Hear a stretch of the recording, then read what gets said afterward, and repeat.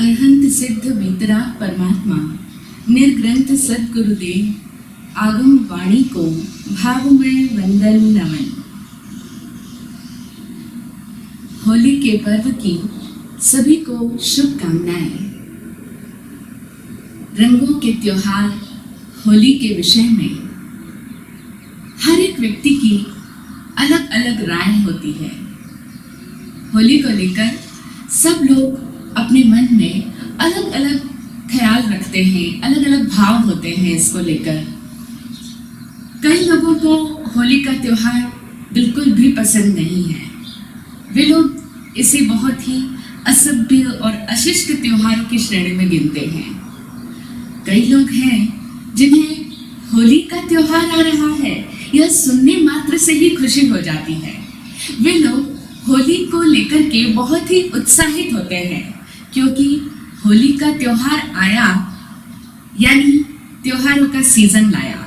उन लोगों का ऐसा मानना है कि होली के बाद से ही सारे त्योहारों का स्टार्टिंग हो जाता है। उसके बाद में लगातार सारे एक के बाद एक सारे त्योहार आते चले जाते हैं। तो इसीलिए वे होली को लेकर के बहुत ही खुशी का माहौल देखते हैं। वैसे भी होली पर ऋतु परिवर्तित हो रही है, बसंत ऋतु है और जितनी भी फसल थी वो सब फसल की कटाई हो जाएगी। तो फसल की कटाई के बाद में उनके घरों में धन और धान्य की वृद्धि होगी। तो यह भी एक खुशी का कारण है। और फिर जो ये रंगों का त्योहार है, इन रंगों के माध्यम से हम लोग सभी एक दूसरे से परस्पर स्नेह मिलन करेंगे। तो इन सभी बातों को लेकर वे बहुत ही उत्साहित रहते हैं, बहुत ही खुशी महसूस करते हैं। कुछ लोग ऐसे भी हैं जिन्हें होली को लेकर ना तो कोई घृणा है और ना ही कोई खुशी है। वे लोग बड़े ही उदासीन हैं, बड़े ही न्यूट्रल हैं। उन्हें मानो होली से कोई लेना देना ही नहीं है। उन्हें ना तो कोई बसंत ऋतु के आगमन की खुशी है और ना ही उन्हें किसी भी प्रकार की फसल की कटाई को लेकर वे उत्साहित हैं। ना ही उन्हें होलिका से, हिरण्यकशिपु से या भक्त प्रहलाद से कोई प्रयोजन है। उन्हें क्या करना कि इस दिन राज्य शक्ति पर, राज्य मद पर भक्त प्रहलाद की भक्ति की जीत हुई, बुराई पर अच्छाई की, सद्गुणों की विजय हुई। इससे उन्हें कोई प्रयोजन नहीं और ना ही उन्हें इस रंगों से भरी होली के विविध रंगों से कोई प्रयोजन है। ना ही उन्हें लोगों से परस्पर प्रेम मिलन, स्नेह मिलन के प्रति कोई भी सद्भावना है। इस तरह से वे लोग बड़े ही उदासीन बने रहते हैं। होली आई या ना आई उन्हें इससे कोई प्रयोजन नहीं और ना ही उन्हें इस होली पर्व के आध्यात्मिक एंगल के प्रति कोई विशेष उत्साह है क्योंकि वे आध्यात्मिक दृष्टिकोण भी नहीं रखते हैं। सामाजिक सांस्कृतिक पर्व के रूप में खुशी मनाएं तो उन्हें वह भी खुशी नहीं। अगर इसे आध्यात्मिक एंगल से देखें तो यह दिन अपने आप में बहुत ही विशिष्ट दिन होता है। कहते हैं कि होली के पहले के जो 8 दिन होते हैं, अष्टमी से लेकर के होली के दिन की जो पूर्णिमा है, इस अष्टमी से पूर्णिमा तक के ये 8 दिन अपने आप में बड़े ही विशिष्ट महत्व के दिन होते हैं क्योंकि इन दिनों के अंदर, इस ब्रह्मांड के अंदर कुछ विशिष्ट ऊर्जाओं का संचरण रहता है। और उसमें भी ये जो आज का दिन है, जो पूर्णिमा की रात्रि है, यह तो वैसे ही अपने आप में बहुत ही ज्यादा महत्वपूर्ण होती ही है। आज सूर्य कन्या राशि में है और चंद्रमा फाल्गुनी नक्षत्र में है। तो ये जो सूर्य और चंद्र की संधि है, ये जो नक्षत्र है, ये जो राशि है, ये अपने आप में एक बहुत ही परिवर्तन की समय को सूचित करती है। और इस समय व्यक्ति यदि आध्यात्मिक साधना कर रहा है तो आध्यात्मिक साधक को इस समय अपने भीतर विशेष सिद्धियां, लब्धियां भी उजागर हो सकती है और वह अपने अंदर एक बहुत बड़ा रूपांतरण महसूस कर सकता है। तो इस तरह ये आज के दिन की जो आकाशीय जो ग्रह नक्षत्र गोचर जो है वह समय भी उसको सहायक सिद्ध होता है। लेकिन चूंकि वे आध्यात्मिक साधक भी नहीं हैं, इसलिए उन्हें इस दृष्टिकोण से भी होली के प्रति कोई विशेष उत्साह नजर नहीं आता। जैन धर्म में इस होली के पर्व को होली चातुर्मासिक पर्व के नाम से जाना जाता है। इस दिन हमारे जो 3 चातुर्मासिक पर्व होते हैं उनमें से एक चातुर्मासिक पर्व है यह होली। दूसरा चातुर्मास जिसको हम समझते हैं जो कि आसोज माह के अंत में श्रावण के दिन शुरू होता है, जिसके बाद में श्रावण का मास प्रारंभ होता है, तो वह जब साधु साध्वी लोग अपना एक स्थान पर 4 महीने के प्रवास की शुरुआत करते हैं, वह चातुर्मासिक पर्व होता है। दूसरा चातुर्मासिक जब वे 4 मास का काल पूर्ण करके कार्तिक मास की पूर्णिमा को उस चातुर्मास का समापन करते हैं, तब भी चातुर्मासिक पर्व होता है। लेकिन तीसरा चातुर्मासिक पर्व आज के दिन है जो कि होली चातुर्मासिक पर्व के नाम से प्रसिद्ध है। यह भी अपने आप में एक बहुत बड़ा चातुर्मासिक पर्व है। चातुर्मासिक यानी जो कार्तिक मास की पूर्णिमा को जो 4 मास संपन्न किए थे, उस दिन से आज पुनः 4 मास पूर्ण हो जाते हैं। ये 4 मास जो गए, इन 4 महीनों में साधक ने क्या क्या ऐसे दुष्कृत्य कर डाले, कौन सी उसके द्वारा कुछ ऐसी गलतियां हो गई है, ऐसे अपराध हो गए हैं, ऐसे दोषों का सेवन हो गया है, तो आज के दिन साधक अपने पुराने 4 महीने के बीते हुए काल को पुनः देखता है, पुनः जांच पड़ताल करता है।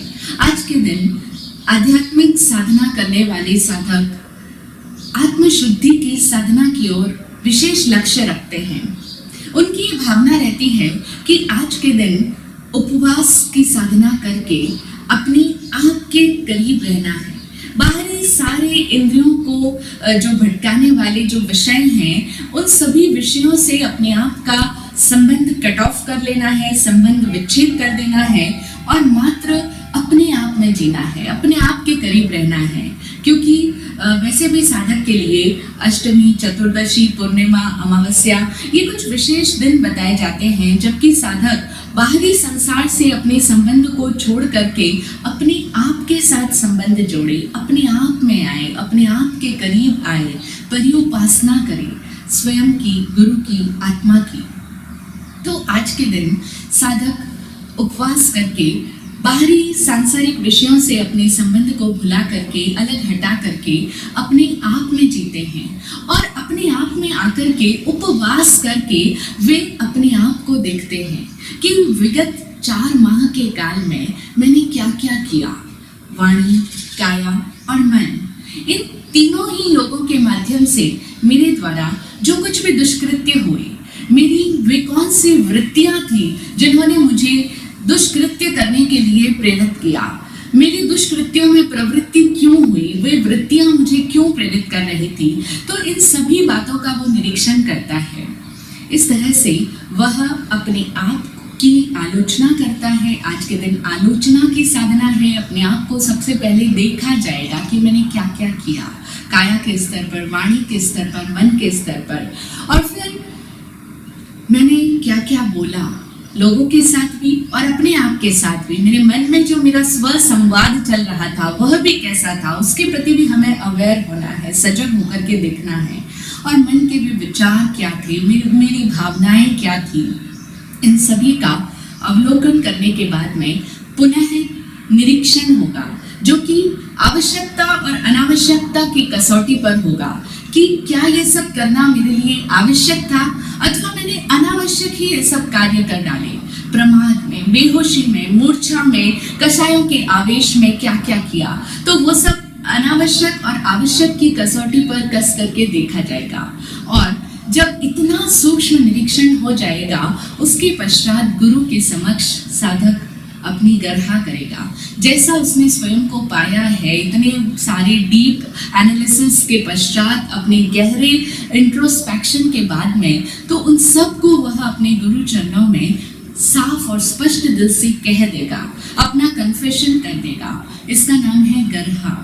इस गर्हा के पश्चात साधक अपनी उन सारे चेहरों को, उन सारे रूपों को, जो कुछ भी उसने किया, जो कुछ भी उसके मन में रहा है, किसी के भी प्रति जैसे भी विचार रहे हैं उन सब को वो अपनी आत्मा से भुला डालेगा, उन सब को अपर्णम बोसरामी कर देगा पूरी संकल्प शक्ति के साथ में। ये पूरी प्रतिक्रमण की ध्यान साधना है। प्रतिक्रमण के 6 स्टेप्स है जो हम करेवी भंते के पाठ में बोलते हैं कि हम सावज्य योगों का प्रत्याख्यान करते हैं। तो सबसे पहले संकल्पित हुआ कि बाहरी सारे विषयों से अपना संबंध कट ऑफ। ये है सावज्य योगों का प्रत्याख्यान, पच्चित खामी, पहला एसेंशियल। फिर है पजुआ सामी, यानी अब मैं अपने आप के करीब आऊंगा, अपने आप के समीप ही रहूंगा, अपने आप का अवलोकन करूंगा। और उसके बाद में प्रतिक्रमण, निरीक्षण, गढ़ा और अंतिम स्टेप अपाणम बोसिरामी, यानी अब मैं अपने सारे उस रूपों को, जो भी मैंने दुष्कृत्य किए, उन सब से मेरा संबंध विच्छेद करता हूँ, उन सबको भुला डालता हूँ, उस आत्मा को ही बोसिरा देता हूँ। इस तरह से ये प्रतिक्रमण की साधना 6 आवश्यक के सहित जो प्रतिक्रमण की साधना की जाती है, वह साधना साधक के भीतर अगर कोई ईमानदारी से करे, अगर कोई पूरी लगन के साथ में करे और उसके मन में सचमुच अपने आप को देखने की, अपने आप को बदलने की भावना है, तो ये चातुर्मासिक पर्व, होली चातुर्मासिक पर्व के दिन जो प्रतिक्रमण की साधना की जाएगी साधक के द्वारा, वो उसके भीतर आत्मा की गहरे तनों पर शुद्धि करने का कारण बन जाएगी। उसके भीतर की बहुत सारी अशुद्धियां इस होली के दिन जल करके नष्ट हो जाएगी।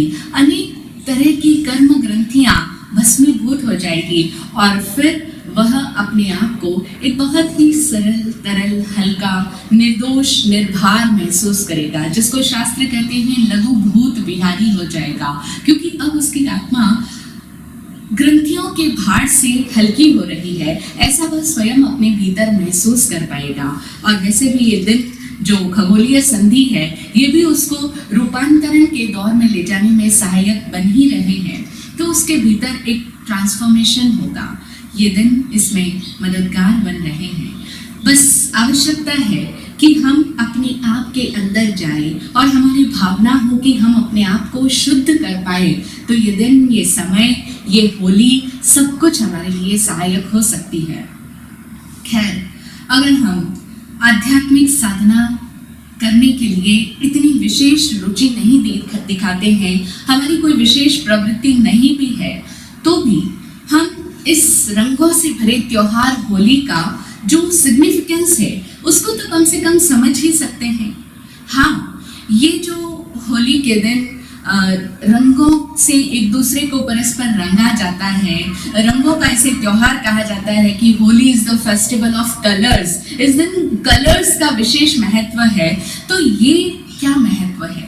ये रंग अपने आप में क्या बात हमें समझाना चाह रहे हैं? इन रंगों का क्या संदेश है? कम से कम हम आज के दिन इन रंगों के द्वारा दिए जाने वाले संदेश को ही समझ लें।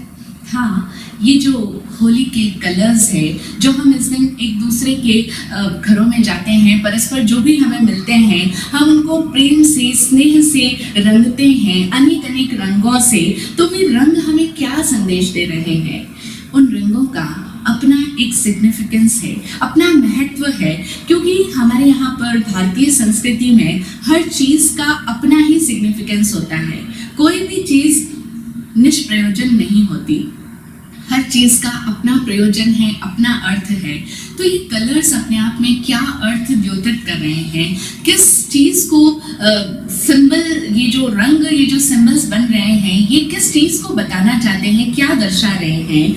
तो हम समझें कि ये जो रंग है, जो हम एक दूसरे को रंग रहे हैं विविध रंगों से, ये दर्शाता है कि हम लोग सामने वाले व्यक्ति को उसके सारे ही जितने भी उसके विविध रंग हैं, उन सभी रंगों के साथ में उसको स्वीकार करते हैं। हाँ, ये बहुत ही गहरा प्रतीक है कि हम प्रत्येक व्यक्ति को स्नेह भाव से विविध उसके जितने भी रंग हैं, वो कलर्स लगा करके हम बता रहे हैं कि आपको मैं आपके सभी रंगों के साथ में, सभी ढंगों के साथ में, सभी रूपों के साथ में स्वीकार करता हूँ, प्रेम के साथ में आपको एक्सेप्ट करता हूँ। ये है होली में एक दूसरे को अलग अलग रंगों से रंगने का प्रयोजन। बहुत मुश्किल होता है कि हम किसी को उसके सभी रंगों के साथ में, उसके सभी अलग अलग आयामों के साथ में उसको स्वीकार कर पाए। आसान नहीं है। कहाँ आसान हो पाता है कि हम एक व्यक्ति को उसके बहु रंगों के साथ में स्वीकार कर पाए। हम तो जब किसी को गाली देनी होती है तब हम कहते हैं कि ये व्यक्ति कितने सारे रंगों वाला है, इसके कितने रंग हैं, ये तो गिरगिट से भी ज्यादा रंगों वाला है इंसान। इसने आखिर अपने रंग दिखा ही दिए। इंग्लिश में भी कहते हैं कि ultimately he showed his colours, उसने अपने रंग दिखा दिए, उसने अपने चेहरे दिखा दिए। तो ये सारी बातें, ये जब हमें किसी को गाली देनी होती है, जब हम किसी को डिग्रेड कर रहे होते हैं, उसकी अवमानना कर रहे होते हैं, उसको तिरस्कृत कर रहे होते हैं, तब हम ये शब्द प्रयोग में लेते हैं कि आखिर उसने अपने चेहरे दिखा दिए, आखिर उसने अपने रंग दिखा ही दिए। तो इस तरह से रंगों को हम गलत दृष्टिकोण से देखते हैं। लेकिन हम देखें, ये बात भी हमें इसी ओर ले जा रही है कि एक इंसान के कितने सारे रंग होते हैं। अल्टीमेटली ये बात तो तय हो गई जब हम ये कहते हैं कि उसने अपने रंग दिखा दिए, तो इसका अर्थ यह तो हुआ ही कि हर व्यक्ति के बहुत सारे रंग होते हैं, हर व्यक्ति के भीतर बहुत सारे रंग हैं। और इन रंगों का मतलब है उसके अलग अलग चेहरे हैं, उसके अलग अलग ढंग है, उसके बहुत अलग अलग आयाम हैं। तो उसने अपने अलग अलग डायमेंशंस शो कर दिए। इसी को हम कहते हैं उसने अपने कलर्स शो कर दिए। तो एक बात तो तय हो गई कि हर व्यक्ति में ये सब भिन्न भिन्न आयाम पाए ही जाते हैं। हर व्यक्ति के अंदर बहुत सारे रंग हैं। इन शॉर्ट हम कह दें कि हर व्यक्ति बहुरंगा है, विविध रंगा है। अब ये बहुरंग होना क्या गलत बात है? अच्छी बात नहीं है। अगर एक व्यक्ति के अंदर बहुत सारे रंग पाए जाते हैं तो क्या ये बात अच्छी नहीं है? हम तो कहेंगे अच्छी नहीं है। लेकिन हम अपने आप की पसंद और अपने आप की सोच को ही देखें, पुनः अवलोकन करें कि क्या हमें ये रंग अच्छे नहीं लगते। प्रकृति में तो हमें विविध रंग होना स्वीकार्य है, हमें पसंद है। अगर प्रकृति एक ही रंग की हो तो वो हमें बिल्कुल भी अच्छी नहीं लगेगी। इस प्रकृति के अंदर कहीं हरा रंग है, पेड़ पौधों की पत्तियां अलग अलग, जो हरे रंग में भी अलग अलग तरह की हरी है, वो सब हमें कितनी लुभावनी, कितनी मोहक प्रतीत होती है। कहीं आकाश के जो विविध रंग है, कभी वो गहरा आसमानी, कभी वो बादलों से भरा हुआ है तो उसके रंग अलग है। कहीं पर आसमान की अलग ही छटा नजर आ रही है, इंद्रधनुष की जो 7 रंग है, कहीं पर्वत है, भूरा गहरा पर्वत है, कहीं नदियों का पानी है जो कहीं ब्लू है, कहीं पर हरा है। इस तरह से ये जो विविध रंगा प्रकृति है, इसको देखना हमें बहुत सुहावना प्रतीत होता है, बहुत ही अच्छा लगता है। तब फिर इंसानों के विविध रंग देखने में बुराई क्यों? उसके अंदर ये रंग होना बुरा क्यों?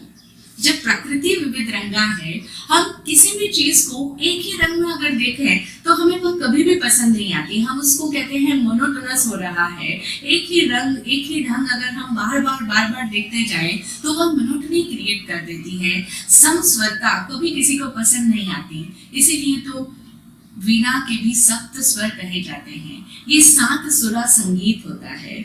कोई भी संगीत एक ही स्वर से नहीं बज सकता। हर जगह हम सृष्टि के हर आयाम को देख लें, किसी भी विधा को देख लें, हर जगह पर हम विविध रंग ही पाएंगे। तब फिर इंसानों के संबंध में ऐसा क्यों कि वह एक ही रंग वाला हो, उसके भीतर अलग अलग कलर्स नहीं होने चाहिए? अरे ऐसा तो संभव ही नहीं है कि कोई भी व्यक्ति में विविध रंग ना हो। विविध रंग होना तो स्वाभाविक सी बात है। सबके भीतर अलग अलग डायमेंशंस तो होंगे ही ना। जैन धर्म तो कहता है कि प्रत्येक पदार्थ अनंत धर्मात्मक है। हर वस्तु, यहाँ पर वस्तु से तात्पर्य सिर्फ थिंग से नहीं है, हर पदार्थ, उसमें हर व्यक्ति भी आ गया। कोई भी व्यक्ति, कोई भी वस्तु, संसार की कोई भी विधा एक धर्म वाली नहीं है। हम चाहे कि उसके अंदर एक ही धर्म हो, धर्म का मतलब यहाँ रिलीजन नहीं है, स्पिरिचुअलिटी नहीं है। धर्म का अर्थ है उसके अलग अलग आयाम है। Everything is multifaceted. यहाँ हर पदार्थ मल्टी डायमेंशनल है। हर चीज की बहुत सारे डायमेंशंस है, बहुत सारे एस्पेक्ट्स है। तो जब जैन धर्म इस बात को समझता है कि इस प्रकृति के अंदर, और मनुष्य भी प्रकृति का ही तो हिस्सा है, तो फिर वह भला उस प्रकृति के स्वभाव से कैसे अलग हो सकता है। उसके भी अनंत धर्म है, अनंत रूप है, विविध रंगा है मनुष्य भी। तो जैन धर्म तो कहता है कि जब प्रत्येक पदार्थ अनंत धर्मात्मक है, हर वस्तु अनेक आयामों वाली है, तो हमें उसके हर आयाम को उसके उसी रूप में, उसके उसी रंग में समझना होगा। तभी तो हम अनेकांत विजन को लेकर के जी पाएंगे, तभी हमारा दृष्टिकोण अनेकांत होगा। इसीलिए तो जैन धर्म में अनेकांत दृष्टि को बहुत ज्यादा महत्वपूर्ण माना गया है, और इस बात की हमें शिक्षा दी जाती है, इस बात को हमें समझाया जाता है। जब हम अनेकांत का अध्ययन करते हैं कि क्या है ये अनेकांत, क्यों इस अनेकांत की इतनी महिमा गाई जाती है, तब हमें ये बात समझाई जाती है कि प्रत्येक पदार्थ अनंत धर्मात्मक है, मल्टीफेसेटेड है, और उन सभी अनंत धर्मों को कोई भी व्यक्ति एक साथ नहीं समझ सकता, लेकिन हम उन सभी आयामों को एक एक आयाम में समझते हैं। कभी हम किसी एक आयाम को देखते हैं, कभी हम उसके दूसरे आयाम को देखते हैं, यानी कभी हम एक रंग से साक्षात करते हैं, तो कभी हम उसके दूसरे रंग से साक्षात करते हैं। लेकिन उन सभी अलग अलग आयामों को देखकर हम अपने भीतर अनेकांत दृष्टिकोण उत्पन्न करें कि ये सभी दृष्टिकोण कदाचित सत्य है, कथनचित सत्य है। इसीलिए हमारी वाणी कैसी होती है? स्याद्वादमय वाणी। हम कथनचित भाषा का उपयोग करते हैं कि उसका ये आयाम भी है, उसके भीतर ये आयाम भी है, उसके भीतर ये आयाम भी है, और ये सारे ही आयाम उस एक ही पदार्थ के हैं। चूंकि वह पदार्थ एक ही आयाम का कभी भी नहीं हो सकता है, इसलिए उसके इतने सारे आयामों के साथ ही हमें उसको स्वीकार करना होगा, हमें उसको समझना होगा। यही तो अनेकांत दर्शन है। कितना ब्रॉड विजन है कि हम उसके उन सभी आयामों को समझते हैं और स्वीकार भी करते हैं। वो सभी आयाम अपने आप में अपूर्ण हैं, लेकिन वो असत्य है ऐसा हम नहीं कह सकते। वो भी उसका एक अंश है, वो भी उसका एक अंश है, वो भी उसका एक अंश है, ये सारे ही उसके अंश है, लेकिन वो उन सभी अंशों से संयुक्त है, और उनके उन सभी आयामों को हम देख पाते हैं। यही तो है हमारा अनेकांत नजरिया, अनेकांत दृष्टिकोण, कि हम उनके उन सभी आयामों को, उनके उन सभी कलर्स को देख पाए, समझ पाए। तभी हम अनेकांत दृष्टिकोण वाले होंगे, और तभी हम जो भाषा बोलेंगे वह हमारी स्याद्वादमय वाणी होगी। और इस स्याद्वादमय वाणी में कहीं कोई उलझन नहीं होगी, क्योंकि जब हमारी दृष्टिकोण ही इतना ब्रॉड हो गया, अनेकांत दर्शन वाला हो गया, कि हम उसके सभी अनेक अंतों को देख पाए, अनेक धर्मों को देख पाए, तब फिर हमें कहीं कोई उलझन ही नहीं रहेगी ना। फिर हम क्यों उलझेंगे कि अरे तुम्हें बस इसी एक रूप का होना चाहिए, तुम्हें इसी रंग का होना चाहिए, तुमने अपने दूसरे कलर्स क्यों शो कर दिए, तुमने अपने दूसरे रंग क्यों दिखा दिए? नहीं, वे भी तो उसके अंदर ही समाहित है, वे भी उसका अंश है, वह भी उसका रंग है, और हम उसके उन सभी रंगों से परिचित हैं, उनको समझ पाते हैं। तो इसीलिए अनेकांत दृष्टिकोण को विकसित करने का आज का यह दिन है। ये जो रंगों का त्योहार होली है, ये हमें हमारे भीतर अनेकांत दृष्टिकोण को विकसित करने का मैसेज दे रहा है कि हम अब तो समझ जाएं, हमने अपनी जिंदगी के बहुत सारे वर्ष गुजार दिए हैं। कोई 30 वर्ष का हो गया, कोई 35 का, कोई 40 वर्ष का हो रहा है, कोई 50 का, सबकी अलग अलग वय है। लेकिन इतने सारे वर्षों के अनुभव से हमने क्या जाना? इतने साल हम इस जीवन को जिए हैं, हमने बहुत सारे लोगों के साथ संबंध बनाए हैं, तो हमने उन सभी लोगों के साथ में संबंधों को जोड़कर हम स्वयं संबंधित हैं, बहुत सारे रिलेशंस में हम बने हैं। हमने क्या महसूस किया? हमने ये तो जाना ही है ना कि हर व्यक्ति के बहुत रंग होते हैं। तो जब रंग है तो हमारे भी तो रंग है, हर व्यक्ति में हम भी उनसे अलग नहीं रहे, हमारे भी तो अपने बहुत सारे अलग अलग रंग हैं, हम भी अनंत धर्मात्मक हैं, अनेक अंतों वाले हैं, अनेक आयामों वाले हैं। तो फिर वह भी होगा, इसमें बुराई ही क्या है? हम उसको क्यों ना उसके सभी रंगों के साथ में स्वीकार कर पाए। लेकिन नहीं कर पाते।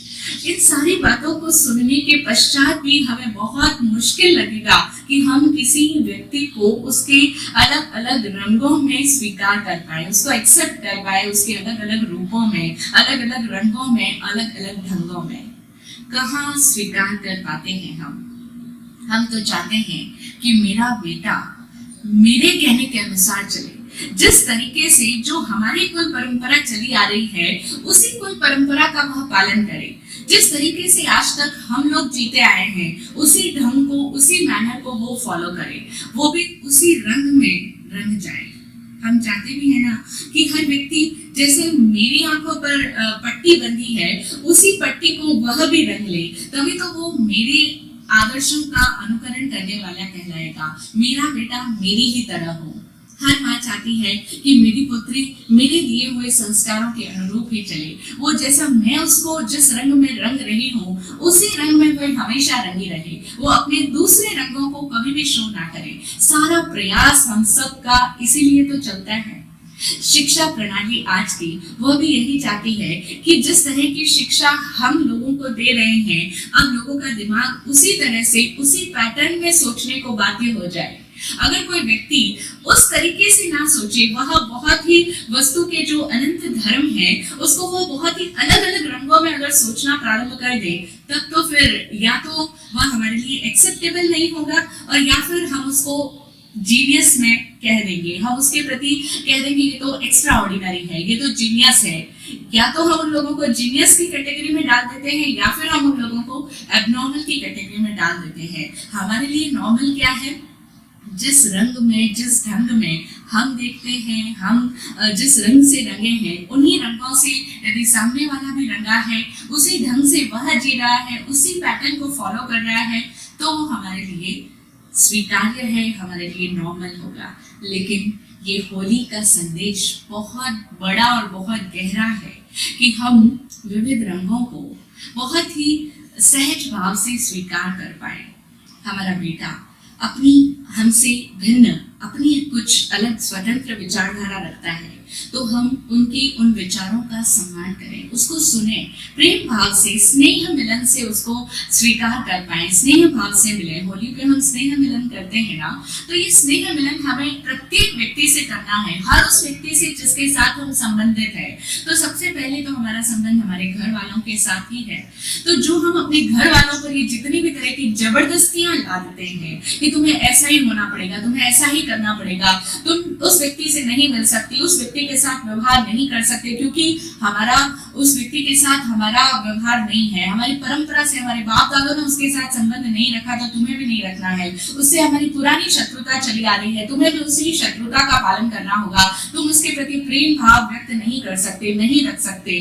तो ये जो सारी बातें हैं, ये जो पुराना जितना भी हमारा एक रंग है, उस रंग को, एक रंग को आज हमें बुलाना है, आज हमें विविध रंगा होना है।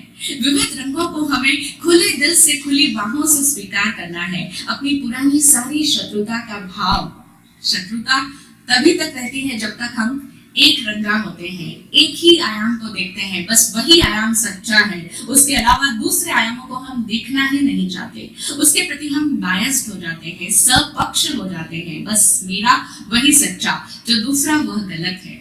जो हमारे पहले से, जो हमारे पूर्वाचार्यों ने जो परंपराएं फिक्स कर दी, जो पैटर्न सेट कर दिए, बस उन्हीं पैटर्न्स के अकॉर्डिंग हमें चलना है, उसकी अलग हमें सोचने की भी स्वतंत्रता नहीं है। आज हम उन सभी बैरियर्स को ब्रेक कर देंगे, उन सभी बायसनेस को हम छोड़ देंगे, अपने सभी पूर्वाग्रहों को, पूर्वग्रसित मान्यताओं को, अंधानुकरण को हम आज के दिन तिलांजलि देते हैं, आज के दिन हम सब का दहन कर देते हैं। तभी तो हम होली के अगले दिन रंगों से खेलते हैं। पहले दिन होलिका दहन होता है, तो उस दहन में हम अपने भीतर की उन सारी पूर्व ग्रंथियों को विसर्जित कर देंगे, उनकी होली जला डालेंगे और तभी अगले दिन का जो सूर्योदय होगा वो हमारा विविध रंगों वाला होगा। अगला दिन हमारे लिए अनेक रंग लाएगा जीवन में और उन अनेक रंगों के प्रति हमारा स्वीकार भाव लाएगा कि हाँ, हम जीवन के इन सभी रंगों को स्वीकार करते हैं। एक व्यक्ति सिर्फ हमसे जिस रिश्ते से जुड़ा है वह वही तो नहीं है ना। हमारा पुत्र सिर्फ हमारा पुत्र ही तो नहीं है, सिर्फ हमारी संतान ही तो नहीं है कि हाँ हम उसके पेरेंट्स हैं इसलिए वो हमारे जैसा ही जीवन जीने के लिए बाध्य है। नहीं, आज हम थोड़ा अपना विजन ब्रॉड करते हैं और उसको उसके अलग अलग रंगों में भी देखने का प्रयास करते हैं कि वह सिर्फ हमारा पुत्र होने के लिए ही उत्पन्न नहीं हुआ कि बस वो हमारा ही पुत्र है, ऐसा नहीं है। वो अपने आप में भी अपना एक स्वतंत्र अस्तित्व रखता है, उसकी भी एक अलग आइडेंटिटी है।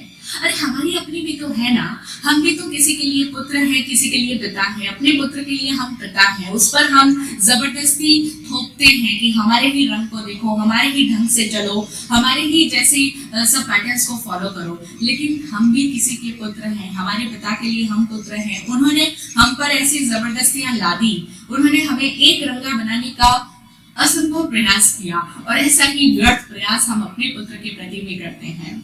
लेकिन हम किसी के लिए पति भी हैं, हमें उस पति के नजरिए से देखती है हमारी पत्नी, तो हमें उसकी अपेक्षाओं पर भी खरा उतरना होता है। लेकिन इस पूरे संसार में हर रिश्ते में हम यही गलती करते हैं कि हम सबको अपने अपने दृष्टिकोण से ही देखने की कोशिश करते हैं। हम उसको दूसरे आयाम में देखने के लिए कभी खुलते ही नहीं, कभी एक्सेप्ट ही नहीं करते कि अरे वह सिर्फ हमारी पत्नी ही नहीं है, बल्कि वह किसी के लिए माँ भी है, वह किसी के लिए कुछ और भी है, वह किसी के लिए देवरानी है, किसी के लिए जेठानी है, उसके सारे अलग अलग रिश्ते हैं। लेकिन उन सबसे बड़ा कि उसका अपना एक स्वतंत्र व्यक्तित्व भी तो है, उसको भी तो हमें दिखना है, उसका वह रंग भी है, वह आयाम भी है।